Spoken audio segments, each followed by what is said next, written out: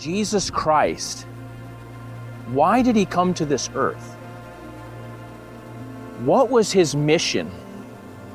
What was the vision in his heart when he walked on this earth a couple thousand years ago?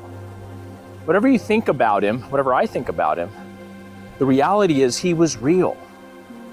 Whether he is a Bible character, whether he's your Savior, whether you believe with conviction that he is the Son of God, the King of Israel, or whether he's a byword and he's just maybe something when you were little that your grandma taught you about, or maybe something comes into your mind like a disdain or some kind of a bad feeling when it comes to Jesus.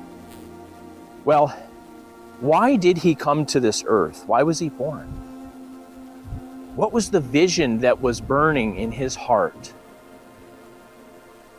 You know, the scriptures tell us that out of the overflow of the heart, the mouth speaks. If you really want to get down into the motives of a person, if you really want to see what really moves them on the depth of who they are, listen to their words. What about you? What do you like to talk about? What does it all come down to when push comes to shove? What comes out of your heart? What comes out of your mouth? What about me?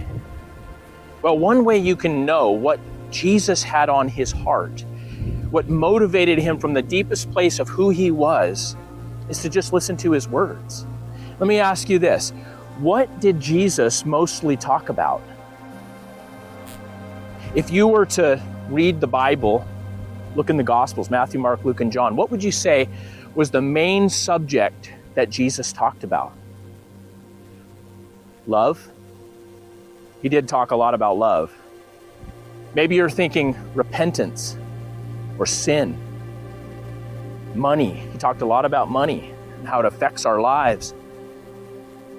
Hell, heaven. What did Jesus talk about the most? What came out of his heart constantly?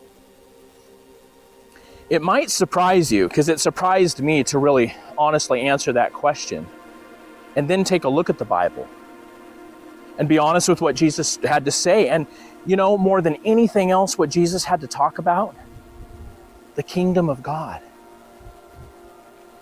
The kingdom of God, what is it? If you sat down with Jesus around the campfire, if you're one of his disciples, what subject would it come around to? What would he be speaking about? What did the multitudes hear mostly when he preached? What was the subject of most of his parables? They got used to hearing Jesus say, the kingdom of heaven is like this. Or he would wonder out loud and say, what should I compare the kingdom of heaven to? And he would say, it's like this. And he would always have these stories, sometimes back to back, about what the kingdom was. He said, the kingdom is something that we're supposed to be seeking first. Jesus told us that the kingdom was something that's prepared from the foundation of the world. In one of his parables, he said, inherit the kingdom that's been prepared for you from the foundation of the world. To the Jews, he said, the kingdom's going to be taken from you, and then it's going to be given to a nation that brings forth the fruits of it. Jesus, when they tried to come after him and get him to stick around, you know, after a big healing thing that he was doing, he took off and he was up praying all night, and they came to find him. And when they did, Jesus said, hey, you know what? Let's go into the other cities and preach the kingdom of God. For this purpose, I've been sent. This is the reason I'm here.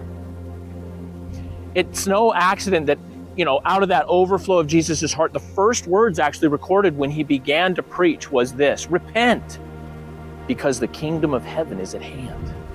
Same thing John the Baptist was saying. Jesus said that the gospel of the kingdom must be preached to the end of the world, and then the end would come. It was so important to him.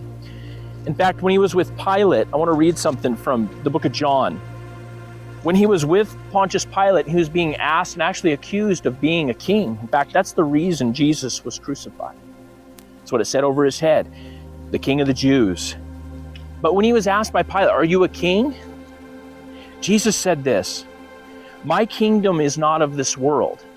If it was, my disciples would fight so that I would not be delivered to the Jews. But now my kingdom is not from here. And then Pilate said to him, "Are you then a king?" And Jesus said, "You rightly say that I'm a king. For this cause I was born, and for this cause I came into the world, that I should bear witness of the truth."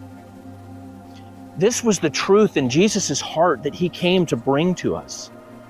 It was the kingdom. And it's still the truth in his heart today. Many people think that Jesus came to bring a better way of life, maybe to bring teachings to live by, a philosophy to model your life after. And most people, in fact, a vast majority of people who actually profess to follow Jesus, they think Jesus came to start a religion. Jesus did not come to start a religion. He doesn't want to be just another name on a list of religions. Jesus came to establish a kingdom. And it's a totally different thing. The kingdom of God is so exciting. It's not a day a week. It's not a program. It's not just something that you sign up for or are a member of necessarily. It's not a place that you go. The kingdom of God is so exhilarating. It's the very vision of God's heart. It overflowed so much out of his mouth. It's still the thing that he's interceding about. It's what he's waiting upon. It's what he's looking toward. It's what he's finally going to wrap up, and we're all going to be a part of, those of us that truly follow him. This is why Jesus came. He came to this earth to set up a people that he could reign over and rule over in righteousness, a community of people that live underneath his leadership, a whole realm in which righteousness dwells, where the kingdom of darkness is battled and defeated, where the warfare that takes place is an onslaught in the spiritual realm of the reality of what Jesus is and who he is and what he wants to be in our lives. It's such a beautiful picture. And through Jesus' blood and his death on that cross, his resurrection from the dead, our King invites all of us into this kingdom. And we want to invite you to come on a journey with us. I want to look in depth at different aspects of this great kingdom that Jesus came to bring. What is the kingdom?